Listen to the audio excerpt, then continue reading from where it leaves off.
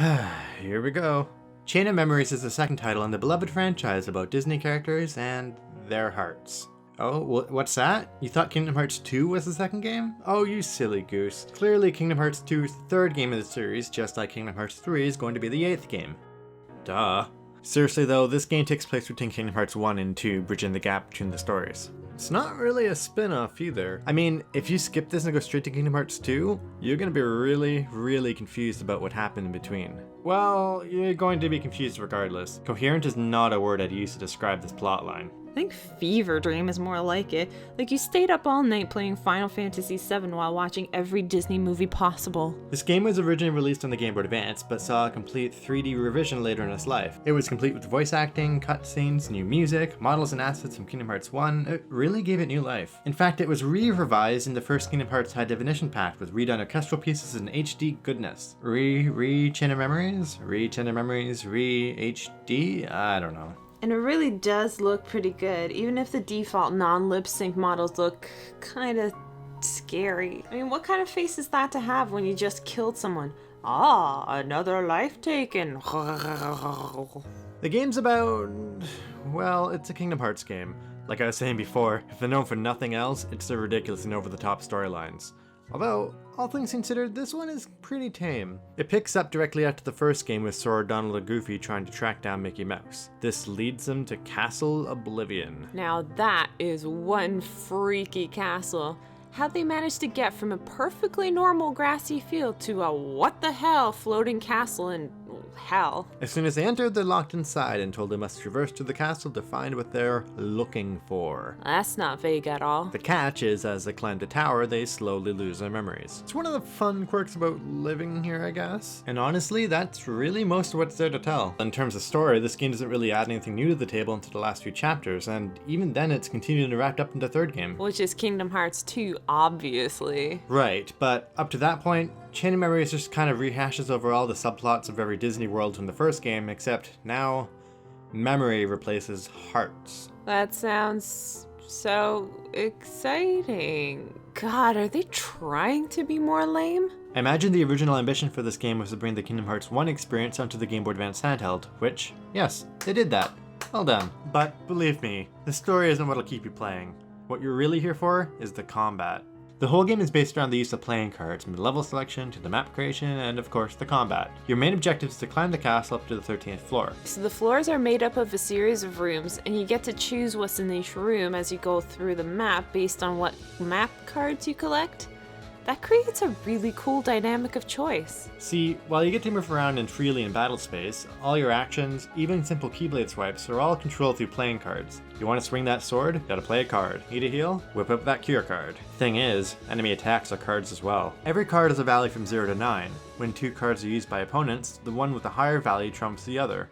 The exception is zeros, which trump all. So what you're saying is, if an enemy is attacking you, you can cancel out their attack with your own if you play a stronger card than theirs. Doesn't this go the other way around too? Indeed it does. Also, when you play a card, it's removed from your deck for the duration of the battle. So, eventually, you run out of cards completely. The only way to replenish your deck is to hold it in charge for a few seconds, leaving you vulnerable. The time increases each time you charge, so as the battle goes on, it gets a bit tougher, encouraging you to play effectively rather than button mashing. You can also group 3 cards together and play them all at once. When you do this, the card powers are added together, so a group of 3, 6, and 9 is played like an 18 value card. This helps ensure you trump all enemy cards, don't get trumped yourself, and generally increases the attack and effectiveness of your action. The drawback of this is that the first card in the group is discarded permanently from the fight. You can't recharge it back. But despite this consequence, you're gonna really want to use these groupings, especially later in the game, because stringing cards like this allows you to pull off combos or slates. These can be really powerful, attacking through multiple enemies at a time, adding magic to your attacks and more. Not to mention impressive and very satisfying. This combat mechanic is what really drives me to play this game more and what makes it unique. It makes for some really interesting and strategic gameplay. You constantly have to manage what cards you're using, what combos are best to pull off, as well as who you're attacking, their defense, weaknesses, your position, how many cards you have left. The game does a good job of easing into this, but later in the game things get pretty intense. You can manage your deck of combat cards in the menu. There's a limit of how many cards you can have that's set by a maximum card points value. You see, each card takes up a different amount of card points. Typically, the higher the card value, the higher the card points, and the stronger or better it is. Once you collect enough cards, it's best to build and organize your deck with combos you want to execute in mind. That way you aren't searching your cards in the heat of battle where it's hard to pay attention to everything at once. You can just mash the triangle and pull off the combos. So, while we won't go into the actual plot per se, what we really want to discuss here is the main theme of memories. And we're going to have to talk about one of the characters revealed halfway through the game. Namine. As Sora climbs a tower and slowly loses his memories, he begins to remember somebody from his past, a girl he allegedly grew up with on his islands. In fact, he goes from barely being able to grasp at her name to outright defending her white knight style like she's his one and true love. Essentially, she replaces Sora's other childhood friend, Kairi, as she has forgotten her completely. You catch on pretty quickly that Sora isn't remembering Namine, but rather he's being given false memories of her. She's literally replacing and piggybacking off of how Sora feels about Kairi. This game tries to explain that memories are stored in the heart and Namine has the power to affect them through the hearts that are tied to Sora's and yada yada bullshit. The explanation relies on the concept of memories being contained as a set piece or object, something tangible that you can find, point to, take out. In cognitive research, this has been regarded as the engram, and it just isn't true. Despite that, the idea of memories having chains or connections to other memories actually makes for a fairly okay analogy for what memories really are. Kind of. You see, while it's intuitive to think of memory as a tangible thing, as in there's a place where the memory of your 10th birthday is stored,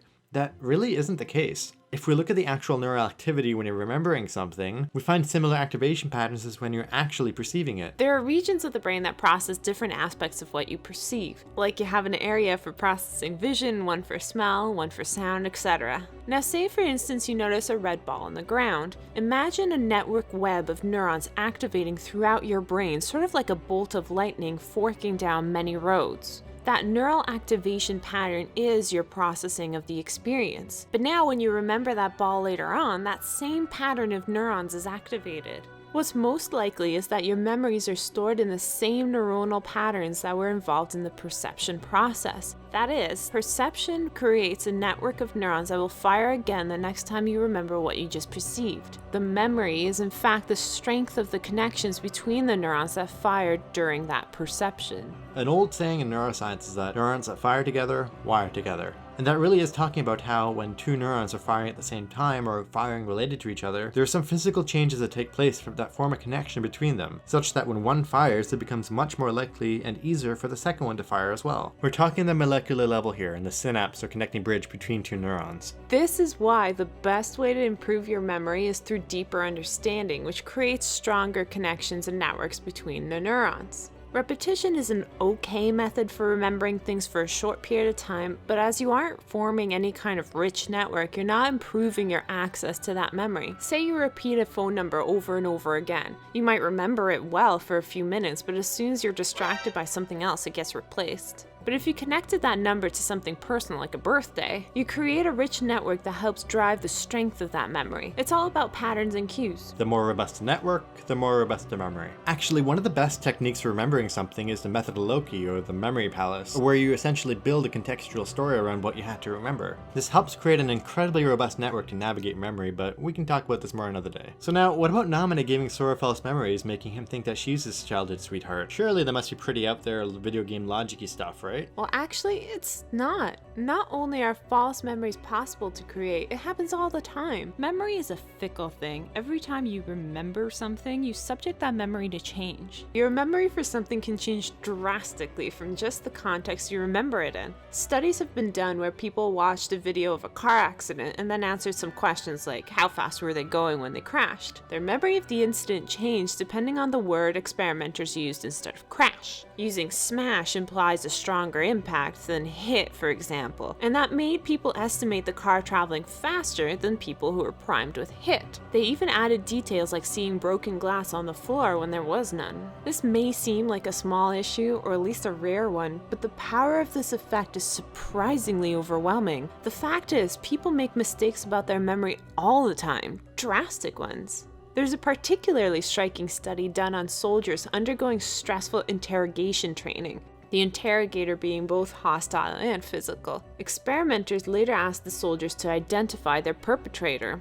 You'd think after 30 minutes with Fire Lord Azula, they'd be able to point them out no problem. But when the experimenters fed them suggestive information that pointed to a different person, many misidentified their interrogator, even if they looked completely different. That's huge! There are lots of cases in the world of eyewitness testimony where people unknowingly identified the wrong person as the culprit, or even their own assailant. People can go from, "That might possibly be him, but I'm not really sure," to, "That is definitely the person I remember it clearly," with just a few exposures of seeing that person or the photos of the people than trying to remember them. There's a really awesome TED Talk by Elizabeth Loftus about her false memory research with some really cool examples that go into a whole lot more detail on this matter. But in the scope of chains of memories, replacing Sora's memory with a false one is not only possible, it's completely viable and actually fairly easy to do with some clever priming. So there you go. Out of all the Kingdom Hearts games, Chain of Memories kind of sorta makes the most sense out of all of them.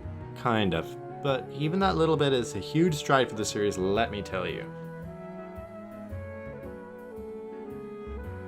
Hey, thanks so much for watching the video. You're awesome. If you have any comments or questions about anything we talked about here, feel free to say them below. If you want to watch more, we also did a video on Impossible Mission and Tesla coils with some cool electromagnetism. And if you want to see more of these in the future, you can always subscribe.